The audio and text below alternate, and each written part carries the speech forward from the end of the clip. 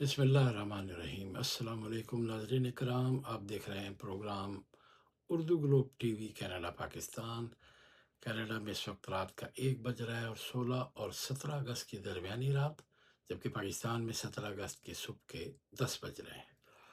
آج امریکہ اور ایران کے حوالے سے پاکستان اور دنیا بھر کے اہم موضوعات پر خبریں لے کر آپ کے لیے ہم حاضر ہیں۔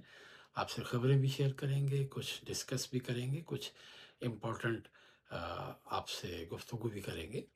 سب سے پہلے بات کرتے ہیں، امریکی صدر ڈونلڈ ٹرمپ نے مکہ معاہدے کا خیر مقدم کیا ہے۔ ایک بیان میں انہوں نے کہا کہ یہ دیکھ کر بہت خوشی ہوئی کہ سعودی عرب، ترکی اور پاکستان نے حال ہی میں اور بالآخر مکہ مشترکہ دفاعی معاہدے پر دستخط کر دیے ہیں۔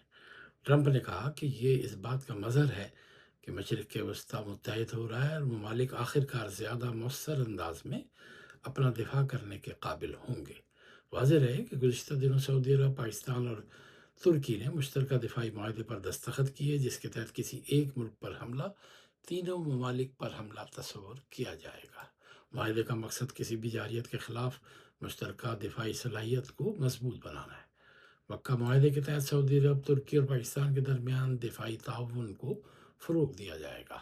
امریکی صدر ٹرمپ نے ایران کے خلاف جنگ میں حصہ نہ لینے پر جنوبی کوریا سے اظہار ناراضگی اور فوجی مشقیں کم کرنے کی ہدایت کی ہے۔ ٹرمپ نے کہا کہ میں نے حال ہی میں جنوبی کوریا کے صدر سے پوچھا کہ کیا وہ اسلامی جمہوریہ ایران کو جوہری ہتھیاروں سے پاک کرنے میں ہمارے ساتھ شامل ہونا چاہیں گے، تو انہوں نے جواب دیا کہ نہیں، شکریہ۔ ٹرمپ کے لیے ظاہر ہے یہ ایک بڑا دھچکے والا جواب تھا۔ بہرحال انہوں نے کہا کہ انہوں نے پینٹاگون سربراہ کو جنوبی کوریا کے ساتھ فوجی مشقیں کم کرنے کی ہدایت کی ہے۔ اگرچہ اب ان مشقوں کو منسوخ کرنے میں بہت دیر ہو چکی ہے، لیکن وہ اس بات پر خوش نہیں ہیں کہ امریکہ نے پہلے ان میں شرکت پر رضامندی ظاہر کی تھی۔ غزہ جامع منصوبے اور فلسطینی ریاست کو مسترد کرنے کے اسرائیلی اعلان پر 8 اسلامی ممالک نے شدید رد عمل کا اظہار کیا ہے۔ مشترکہ بیان میں اسرائیل کے موقف کو غزہ میں جنگ کے خاتمے اور پائیدار امن کی کوششوں میں براہ راست رکاوٹ قرار دیا گیا ہے۔ پاکستان میں سے ترکی، انڈونیشیا، اردن، قطر، سعودی عرب اور متحدہ عرب امارات کے وزرائے خارجہ نے مشترکہ بیان میں کہا کہ اسرائیل کی جانب سے غزہ جامع منصوبے کے روڈ میپ کو مسترد کرنا منصوبے پر عمل درآمد سے واضح انکار ہے۔ ایرانی پارلیمان کے اسپیکر باقر قالیباف نے کہا ہے کہ ایران عسکری اور سیاسی محاذوں پر فاتح بن کر ابھرا ہے۔ ایک بیان میں باقر قالیباف نے کہا کہ ہم اس وقت امریکہ اور صہیونیوں کی مسلط کردہ غیر منصفانہ جنگ میں ہیں۔ انہوں نے کہا کہ ایران اس جنگ کے عسکری اور سیاسی محاذوں پر فاتح بن کر ابھرا ہے، لیکن ایرانی قوم امریکہ اسرائیلی غیر منصفانہ جنگ کا بہادری اور باوقار انداز سے مقابلہ کر رہی ہے۔ اس سے قبل ایرانی مسلح افواج کے جنرل اسٹاف نے کہا تھا کہ امریکہ اور اسرائیل کی مکمل شکست تک پیچھے نہیں ہٹیں گے۔ انہوں نے مزید کہا کہ مزاحمت کی میراث ایران کی نئی نسل میں منتقل ہو گئی ہے۔ ایران کی نئی نسل دنیا کی طاقتور فوج کے سامنے ڈٹ کر کھڑی رہی۔ ادھر بلوچستان اسمبلی کی حکومتی خواتین اراکین نے کوئٹہ میں مشترکہ پریس کانفرنس کرتے ہوئے ضلع نوشکی میں ایک حملے میں 2 خواتین کی ہلاکت کی مذمت کی ہے۔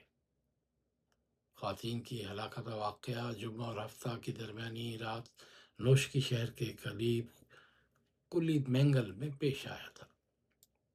سرکاری حکام کے مطابق نامعلوم مسلح افراد نے اس علاقے میں علی احمد نامی شخص کے گھر میں داخل ہوئے اور فائرنگ کر کے ان کی اہلیہ بی بی حنیفہ اور بیٹی حفصہ کو فائرنگ کر کے ہلاک کر دیا۔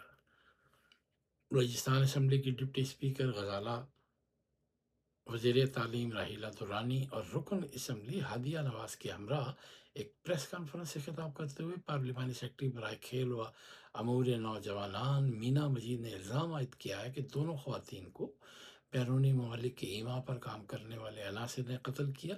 یہ واقعہ چادر اور چار دیواری کی پامالی ہے۔ ایران کی فوج کے commander in chief Amir Hatami نے کہا ہے کہ فوج نے ایک نیا منصوبہ تیار کیا ہے جس کے تحت جو کوئی بھی کسی امریکی فوجی کو ہلاک کرے گا یا اسے گرفتار کر کے حوالے کرے گا، اسے $30,000 یا 5 ارب تومن کے مساوی تحفہ دیا جائے گا۔ اتوار کو تہران میں تقریب سے خطاب کرتے ہوئے ان کا کہنا تھا، خواتین کے لیے انعامی رقم مردوں کے مقابلے میں دگنی یعنی $60,000 ہوگی۔ ایرانی فوجی کمانڈر نے مزید کہا کہ جو شخص کسی امریکی جارحے کو ہلاک کرنے میں کامیاب ہوگا، اس کا ہتھیار دگنی قیمت پر خریدا جائے گا اور اسے نیا ہتھیار فراہم کیا جائے گا۔ اس شخص کے ہتھیار کو ایک مخصوص میوزیم میں بھی رکھا جائے گا۔ اسلامی پاسداران انقلاب کے دفتر نے اعلان کیا ہے کہ سابق رہبر اعلیٰ آیت اللہ خامنہئی کے چہلم کی تقریبات تہران، قم اور مشہد میں منعقد کی جائیں گی۔ دفتر کی جانب سے اتوار کو جاری ہونے والے ایک بیان میں کہا گیا ہے کہ آیت اللہ سید علی خامنہئی اور ان کے ساتھ ہلاک ہونے والے اہل خانہ کی یاد میں تقریبات کا انعقاد 3 شہروں میں کیا جائے گا۔ بیان کے مطابق یہ تقریبات اسلامی انقلاب کے موجودہ رہبر آیت اللہ مجتبیٰ حسینی خامنہئی کی ہدایت پر منعقد ہوں گے۔ ادھر بنگلہ دیش کے وزیر اعظم طارق رحمان کا دورہ دہلی فی الحال منسوخ کر دیا گیا ہے۔ بنگلہ دیش کی وزارت خارجہ نے اتوار کو باضابطہ طور پر کہا کہ سفر کے لیے سازگار ماحول پیدا کرنے کی ضرورت ہے۔ ایک رپورٹ کے مطابق بنگلہ دیش کی وزارت خارجہ کے ترجمان کے شاہدال کریم نے اتوار کی سپہر ڈھاکہ میں وزارت خارجہ میں منعقدہ ایک پریس بریفنگ کے دوران یہ اعلان کیا۔ اس سے قبل انڈین میڈیا نے اشارہ دیا کہ طارق رحمان اگلے ہفتے کے وسط میں 2 روزہ دورے پر انڈیا آ سکتے ہیں۔ اس کے علاوہ ڈھاکہ میں بنگلہ دیشی حکام نے گزشتہ ہفتے وزیر اعظم کے دورہ انڈیا کی تیاریوں کا اشارہ دیا تھا۔ ہنگری میں پولینڈ سے تعلق رکھنے والے سیاحوں سے بھری ایک بس موٹر وے سے پھسل کر کھائی میں جا گری، جس کے نتیجے میں 12 افراد ہلاک اور درجنوں زخمی ہوئے ہیں۔ پولیس کے مطابق یہ حادثہ اتوار کو مقامی وقت کے مطابق رات تقریباً 1 بجے پیش آیا، جب بس ہنگری کے دارالحکومت بوداپست کو شمالی مشرقی شہر نیوزیگ باس سے ملانے والی M3 موٹر وے سے اتر کر کھائی میں جا گری۔ حکام کا کہنا ہے کہ ابتدائی طور پر شبہ ہے کہ حادثہ ڈرائیور کے بس چلانے کے دوران سو جانے کی وجہ سے پیش آیا، تاہم حادثے کے بعد بس ڈرائیور کو حراست میں لے لیا گیا ہے۔ عرب لیگ نے لبنان پر اسرائیل کے مسلسل حملوں کی مذمت کرتے ہوئے گزشتہ روز ہونے والے حملوں کو خطرناک کشیدگی قرار دیا ہے۔ ان حملوں میں 11 افراد ہلاک ہوئے تھے۔ عرب لیگ کے مطابق یہ صورتحال جنگ بندی کی کوششوں اور کسی حل تک پہنچنے کی کوششوں کو متاثر کر سکتی ہے۔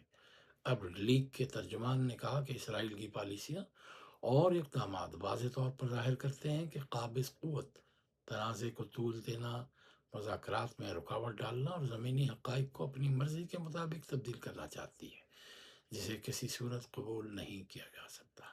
ترجمان نے خبردار کیا کہ یہ تنازع مزید علاقوں تک پھیل سکتا ہے۔ حماس کے ذرائع کے مطابق تنظیم کے سیاسی رہنما اور چیف مذاکرات کار خلیل الحیہ غزہ کی صورتحال پر مصری حکام سے مذاکرات کے لیے قاہرہ پہنچ گئے ہیں۔ ایک ادارے نے الجزیرہ کے حوالے سے خبر دی ہے کہ خلیل الحیہ اتوار کی صبح مصر کی انٹیلیجنس سروس کے سربراہ حسن ارشاد سے ملاقات کریں گے۔ جولائی کے اواخر میں حماس کی قیادت سنبھالنے کے بعد یہ ان کا مصر کا پہلا دورہ ہے۔ خلیل الحیہ کا یہ دورہ امریکی صدر ٹرمپ کے داماد جیرڈ کشنر کے خطے کے متوقع دورے سے قبل ہو رہا ہے۔ ابوظہبی میں سپر وائٹ شاہین کی نیلامی ہوئی ہے، جسے 2.5 لاکھ درہم یعنی 1,89,00,000 روپے میں فروخت کیا گیا ہے۔ ابوظہبی کے ایک اتھنیک سینٹر میں منعقدہ بین الاقوامی نمائش کی پہلی نیلامی کی شام اس وقت یادگار بن گئی جب اماراتی بولی دہندہ خالد بن سفیان نے ایک ہی قدم میں بولی کو 2,10,000 درہم سے بڑھا کر 2.5 لاکھ درہم کر دیا اور حال میں موجود تمام شائقین کو حیران کرتے ہوئے نایاب شاہین اپنے نام کر لیا۔ پاکستان کی ایک اسکواش کھلاڑی ثنا بہادر نے آسٹریلیا میں ہونے والا اسکواش ٹورنامنٹ جیت لیا ہے۔ میلبرن میں کھیلے گئے ایونٹ کے فائنل میں ثنا بہادر نے آسٹریلیا کی راشیل گرینا کو 1-3 سے شکست دے کر ٹائٹل اپنے نام کیا۔ میلبرن میں ہونے والے ایونٹ کی مجموعی انعامی رقم $3,000 تھی۔ ایرانی مسلح افواج کے جنرل اسٹاف کا کہنا ہے کہ امریکہ اور اسرائیل کی مکمل شکست تک پیچھے نہیں ہٹیں گے۔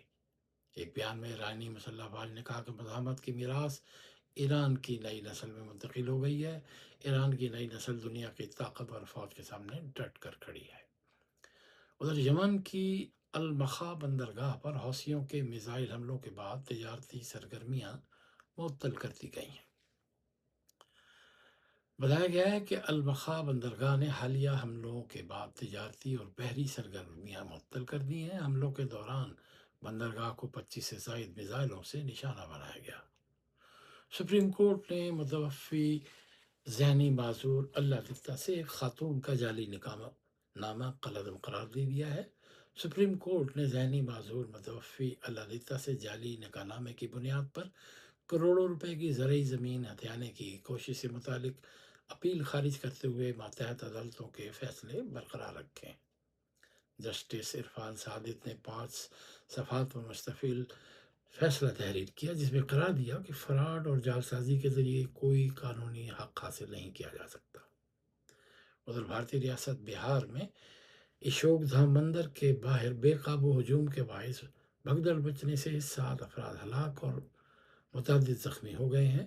میڈیا کے مطابق واقعہ ساون کے تیسرے سوموار کی صبح پیش آیا، جب بڑی تعداد میں عوام پوجا کے لیے مندر پہنچے۔ ضلعی انتظامیہ کا کہنا ہے کہ افسران موقع پر پہنچ گئے ہیں اور امدادی کارروائیوں کے ساتھ ہجوم کو قابو کرنے کی اقدامات کی نگرانی بھی کی جا رہی ہے۔ ناظرین کرام، یہ تھی آج کی اہم خبریں۔ توصیف سید کو یہیں پہ دیں اجازت۔ آپ سے درخواست ہوگی کہ ہمارے Urdu group T V channel کو سبسکرائب، لائک، شیئر کر دیں اور بیل آئیکن کا بٹن بھی دبا دیں، اور اپنی رائے سے بھی ہمیں نوازیں، اپنے کمنٹس میں ہمیں بتائیں۔ اگر آپ چاہتے ہیں کہ کوئی اہم ایشو پر ہم ڈسکشن کریں یا ولاگ کریں تو آپ ہمیں بڑے اعتماد کے ساتھ کچھ خبریں ہم سے شیئر کر سکتے ہیں۔ اور کینیڈا میں ہم اردو پوسٹ نیوز پیپر کو 20-22 سال سے نکال رہے ہیں، اور جس میں ہم کمیونٹی کی اویئرنیس کے لیے، خصوصاً لوگوں کو جعل سازوں اور فراڈ سے بچانے کے لیے ایسی خبریں شائع کرتے ہیں جس سے لوگوں کی معلومات میں اضافہ ہو۔ اور یہ ہم نے ایک عرصے سے سلسلہ جاری رکھا ہوا ہے، اور ٹورنٹو شہر سے ہم یہ اخبار شائع کر رہے ہیں۔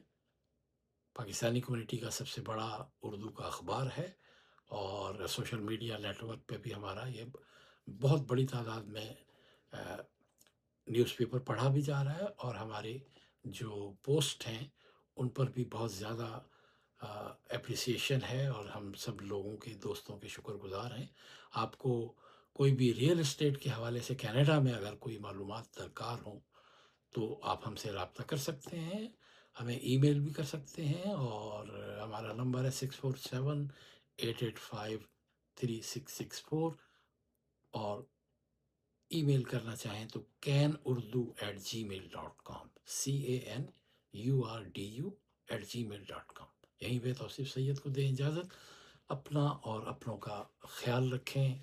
اللہ حافظ۔